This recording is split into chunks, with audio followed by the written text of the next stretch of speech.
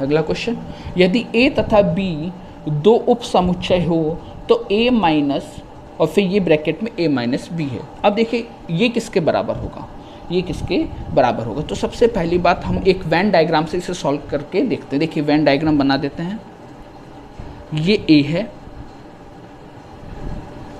और ये b है। तो सबसे पहली बात हम इस ब्रैकेट को देखते हैं, a माइनस बी क्या होता है, a माइनस बी। तो a माइनस बी तो ये हुआ, a में से b वाले को हटा दो यानी इतना इतना हो गया, ये हो गया a माइनस बी। अब इसको किस में से हटाना है, a में से। तो a तो ये पूरा है, a ये क्या है पूरा, और इस पूरे में से इस भाग को हटा देंगे तो हमारे पास क्या भाग बचेगा, ये वाला भाग बचेगा।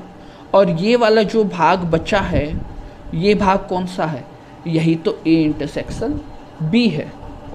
आसान सा क्वेश्चन था। अगला क्वेश्चन देखिए, माना r बराबर x comma Y such that x plus 2y is equal to 8 प्राकृत संख्याओं के समुच्चय n पर परिभाषित संबंध है, यानी n से n पर संबंध है।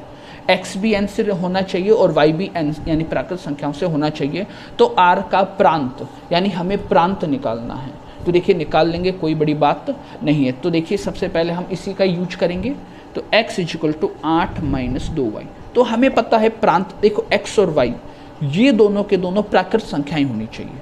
y का मान ऐसा रखें कि x हमें प्राकृत संख्या मिल जाए। तो हम ट्राई करते हैं, y बराबर अगर 1 होता है तो x बराबर क्या हो जाएगा, तो इधर हो जाएगा 2 एकम 2, तो 8 में से 2 गया तो 6। y बराबर 2 रख के देख लीजिए, 2 दूनी 4, तो 8 में से 4 गया तो x बराबर 4। y बराबर 3 रखिए, 3 दूनी 6, तो 8 में से 6 गया तो 2। y बराबर 4 रख के देखिए, तो 4 दूनी 8, 8 में से 8 गया 0। लेकिन x प्राकृत संख्या होनी चाहिए, यानी ये संभव ही नहीं है। तो प्रांत क्या है, प्रांत तो x है।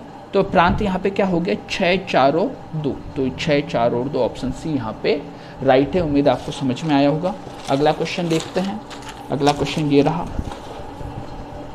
रहा, यदि समुच्चय A तथा B में 9 अवयव एक समान है तो समुच्चय A क्रॉस B तथा B क्रॉस A में समान अवयवों की संख्या। अभी हमने ऐसा क्वेश्चन किया था कि अगर उभयनिष्ठ अवयव R हैं, A और B में उभयनिष्ठ अवयव R है, तो A क्रॉस B और B क्रॉस A में उभयनिष्ठ अवयव कितने हो जाएंगे। उभयनिष्ठ का मतलब इंटरसेक्शन, A क्रॉस B और B क्रॉस A में उभयनिष्ठ अवयव कितने हो जाएंगे, r स्क्वायर। तो यहाँ पे उभयनिष्ठ अवयव कितने हैं, 9, तो यहाँ पे हो जाएगा 9 स्क्वायर यानी 81।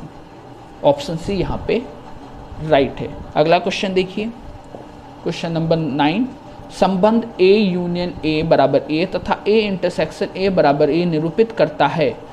तो A यूनियन A बराबर A होता है, A इंटरसेक्शन A बराबर A होता है। ये कौन सा नियम है, ये वर्गसम नियम है, आइडेम्पोटेंट लॉ कहते हैं इसे हम। कोई दो वास्तविक संख्याएं A और B के लिए हम A रिलेटेड टू B यदि और केवल यदि sine square A plus cos square B बराबर 1 से परिभाषित करें तो R संबंध है। यानी अब हमें संबंध का पता लगाना है और उस A रिलेटेड B उसकी कंडीशन ये दे रखी है, sine square A plus cos square B बराबर 1। तो देखिए मैं यहाँ पे लिख देता हूँ, हम यहाँ पे सॉल्व कर लेते हैं। हमारे पास क्या कंडीशन है, sine square A plus cos square B बराबर 1। अगर ऐसा है तभी A और B रिलेटेड होंगे, तभी A और B में संबंध होगा। अब सबसे पहली बात हमें ये पता होना चाहिए कि sine square plus cos square कब होता है, जब A और B बराबर हो। जब A और B बराबर हो तभी तो बराबर 1 होगा और तभी वो आपस में रिलेटेड होंगे। अब सुनिए, सबसे पहली बात हम बात करते हैं स्वतुल्य की। किसकी बात करते हैं, स्वतुल्य की। तो स्वतुल्य की क्या कंडीशन है, स्वतुल्य की यही कंडीशन है, for every A comma A belongs to R, ये होना चाहिए। तो A और A आपस में रिलेटेड होने चाहिए। तो इस कंडीशन के अनुसार तो रिलेटेड होगा ही, क्योंकि हमें मालूम है sine square A plus cos square A बराबर क्या होता है, 1 होता है। इसका मतलब स्वतुल्य तो है, स्वतुल्य तो है। सम्मित की बात करें, सम्मित की हम बात करें तो सम्मित की कंडीशन क्या कहती है, इफ यदि A comma B belongs to R है, A comma B belongs to, यहाँ पे R मतलब relation, A comma B belongs to R है, then B comma A belongs to R होगा। अब सुनिए, यहाँ पे अगर ऐसा है तो ऐसा होना चाहिए, तब हम सम्मित कहेंगे। अगर ऐसा है और फिर बी कॉमा ए हो जाए तब तो हम क्या कह देंगे, सम्मित कह देंगे। लेकिन अगर ये ही नहीं है तो हमें यहाँ पे जाने की आवश्यकता है ही नहीं, हमारे पास कंडीशन ही नहीं है, तो हम यहाँ पे क्यों जाएं। तो इसका मतलब अगर कंडीशन ही अवेलेबल नहीं है तो भी हम उसे सम्मित कहेंगे। अगर ऐसा होता ना कि ये हो जाता, ए और बी रिलेटेड हो जाता और ये नहीं मिलता, तब हम कहते कि सम्मित नहीं है। लेकिन यहाँ पे ए और बी ऐसा संभव हो ही नहीं सकता कि ए और बी बराबर 1 हो जाए। साइन स्क्वायर ए प्लस कॉस स्क्वायर भी बराबर 1 हो ही नहीं सकता अगर ए और बी अलग अलग है, तो ऐसा संभव है ही नहीं। तो इसका मतलब यहाँ पे क्या है, यहाँ A comma B is not belongs to R, ऐसा कोई मतलब रिलेशन में है ही नहीं। अगर ऐसा है ही नहीं तो हम इसकी बात ही नहीं करेंगे। जब ऐसा है ही नहीं तो हम इसकी बात ही नहीं करेंगे। और अगर हमारी कंडीशन ही कंप्लीट नहीं हो तो उस कंडीशन में भी हम इसे सम्मित कह देते हैं।